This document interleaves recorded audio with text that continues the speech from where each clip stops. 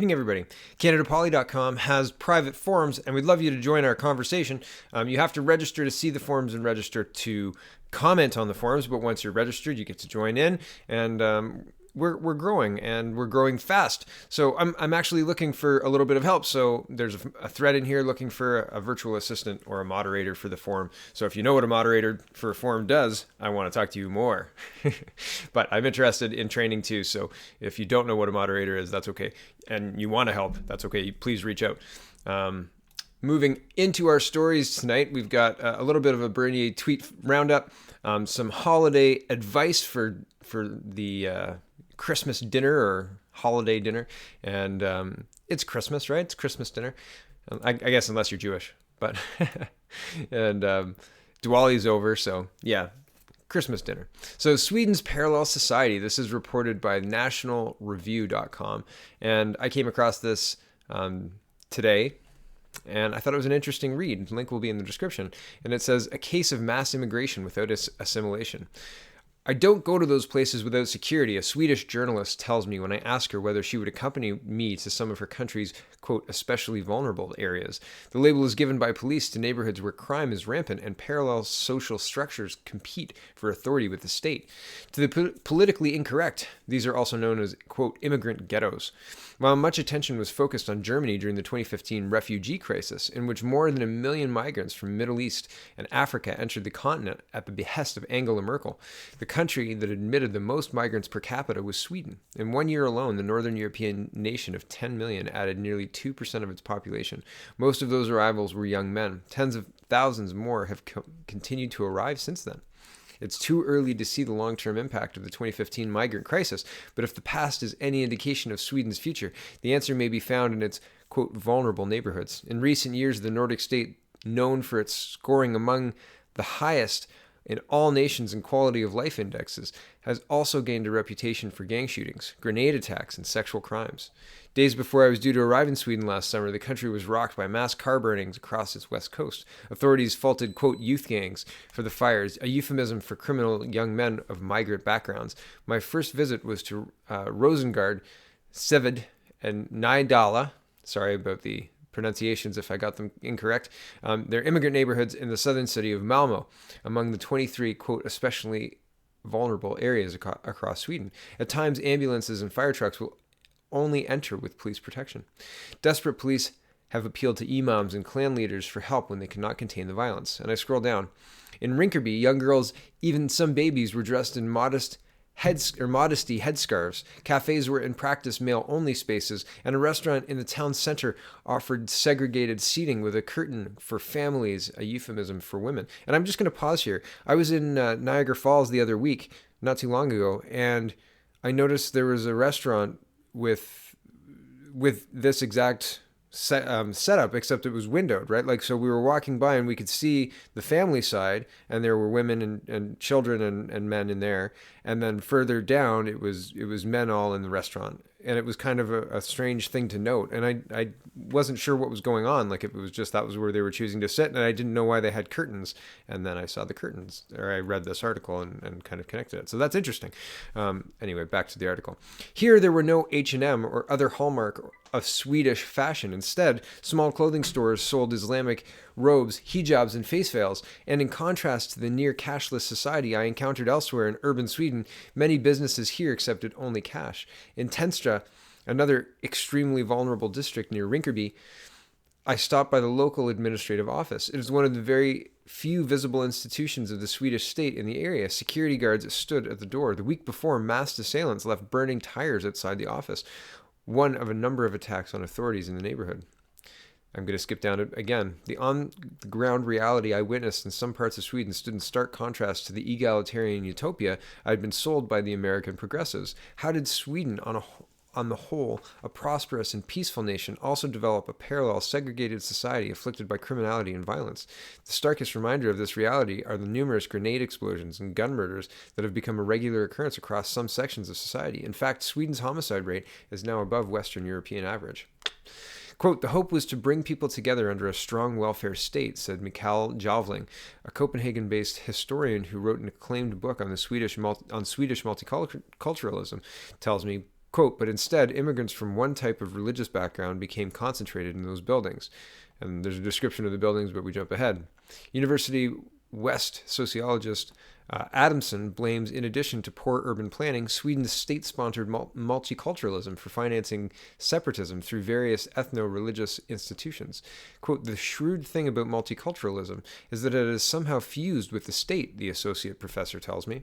Sweden's institutionalization of multiculturalism began in 1975 when a parliament led by Social Democrat Olof Palme, sorry again if I got his name wrong, rejected assimilation in favor of policies that encourage minorities to keep their separate identities. Of course, if you say these things critically in Sweden, you'll be ferociously attacked by social workers and the dominating left-wing academia for being inhumane, Adamson says. And I skipped down again, but first, before I skip down, I wanted to show you that Canada's Multiculturalism Act was adopted in the 70s, and this is the Wikipedia article, link is in the description, and it says, quote, the government of Canada, under Prime Minister Pierre Elliott Trudeau, declared in 1971 that Canada would adopt a multicultural policy. The government of Canada would recognize and respect its society, including its diversity in languages, customs, religions, and so on. In 1982, multiculturalism was recognized by Section 27 of the Canadian Charter of Rights and Freedoms. The Canadian Multiculturalism Act was then enacted by Prime Minister Brian Mulroney.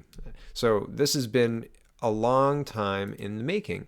They've done this to Sweden, and they've done this to other places as well. And the effects are being seen, but they're not informing our policy, and I find that very interesting. Right? We can talk about Sweden and the effects of this extremist multiculturalism, and say it's exactly the same template. And the only reason we haven't been overrun is our population's a little bit bigger and a little bit more spread out, and we had different standards than Sweden, and that's borne out in this article as well. If you want to read, link is in the description. Back to the article.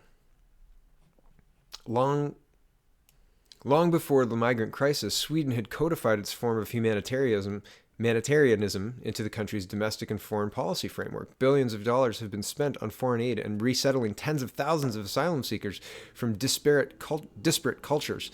Within a generation, Sweden has experienced a dramatic demographic transformation. According to the latest government statistics, almost a third of the Swedish population has at least one parent who was born abroad.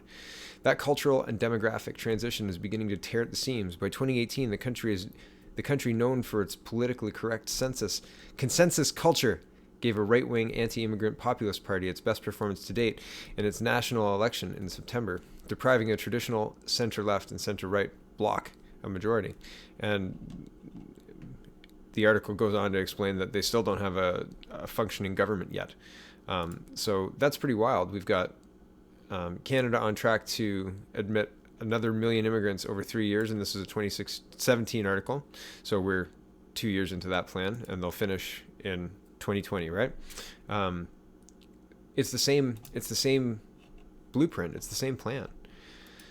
So Maxime Bernier is weighing in. He's got a couple of tweets, and clearly I'm moving on. This is not all about Sweden, and it's very close ties to what's happening in Canada and whatever. This is about Canadian politics too. So here's some Maxime Bernier news. Maxime Bernier tweets, quote, here's what I wrote 6 months ago when the government renewed the unfair and inefficient equalization formula. What did the sheer faction of the LibCon Party say at the time? Nothing. What is it saying about that issue today? Nothing. And Maxime Bernier is quoting, another missed chance to reform an unfair program. Just like people should not stay on welfare permanently, provinces should not receive equalization for decades. It should be used to help them get back on their feet, not to keep them in poverty or subsidize bigger government. And I mean, that's exactly what the equalizations to Quebec have been used for. They've got some of the best daycare in Canada, right? And I'm not saying that's directly subsidized that way, but it's one of the reasons that they can have bigger government coffers, because they're getting equalization payments. So Mr. Bernier says both Trudeau and Scheer support the Paris Agreement. Both Trudeau and Scheer claim their plan will meet its emissions reduction target. Trudeau with a carbon tax, Scheer without one. And quick aside, Trudeau's carbon tax does not work, and the data is in on that. It doesn't work. Back to the Bernier's tweet. Quote, both Trudeau and Scheer are hypocritical virtue signalers. And there's a link to a Toronto Sun article. Trudeau's carbon tax isn't about the climate. No, and they've just exempt more big emissions people. This isn't ever been about, the carbon tax has never been about the environment. Just like allowing the human feces to flow unfettered into the St. Lawrence has never been about, well, they're just ignoring it, right? Like they're all against pollution. They're all against pollution until pollution is knocking at your door. And water treatment is not a first world problem typically. So why we're sending untreated water into the St. Lawrence and not saying anything about it is just incredible. Anyway, that's a different tirade to get off on. I saw this and I thought it was good. Maxime Bernier retweeted this, and I'm going to get to the right timestamp and make sure the sound is right, and we'll listen to what this gentleman has to say. It's good advice for Christmas dinner eating if you do get political and if you want to just kind of shut them down a little bit. I thought it was worthwhile. Hold on.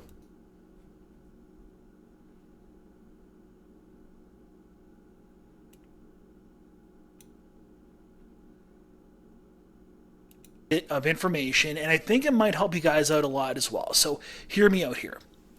Political parties in Canada, whether it's red, blue, orange, or even green, have been hijacked. They've been hijacked by special interest groups right across the world, whether here domestically or internationally.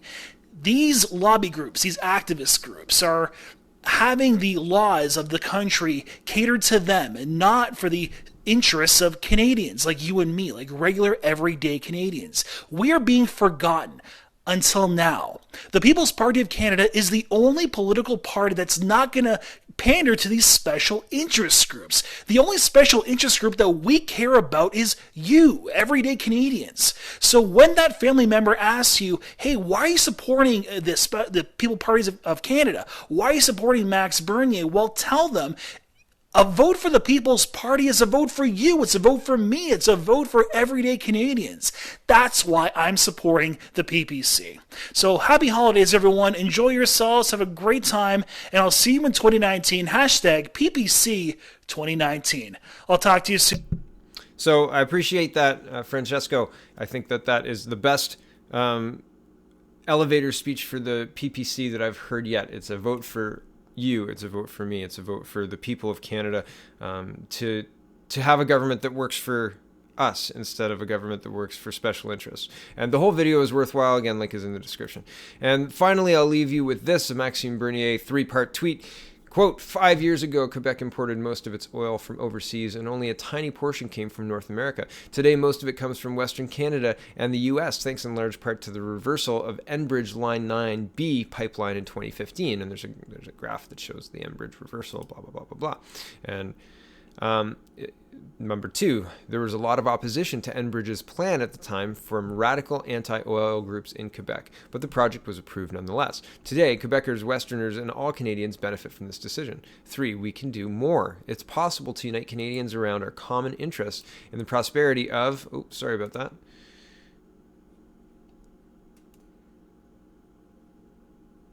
our oil industry. We are only divided because of politicians who don't have the courage to make the right decisions. And Maxime Bernier has the courage to make those decisions, presumably, based on those tweets. So that's it. That's the roundup. And thank you very much for watching. And thank you for indulging my report on Sweden. My goodness, how would it feel to be in a society where this is happening in real time and you can't, there's no good option. It's quickly coming to Canada. The quicksand has started. You know, we're in that glass, like in Aladdin, at the end of Aladdin, where Jasmine's in the big hourglass and the sand's coming down. That's what's happening right now. That's what's happening in Sweden too. Malmo, right? They've got a whole second society that's existing kind of side by side, and people are ignoring it. Read the article. It's a very interesting article, and he goes into how people are not aware of the problems and this whole other society. Anyway, thanks for watching. Check out the People's Party of Canada.ca. Maxime Bernier is, he's an interesting guy, and I think he would make a very good Prime Minister of Canada. Thanks for watching, everybody. Have a good night.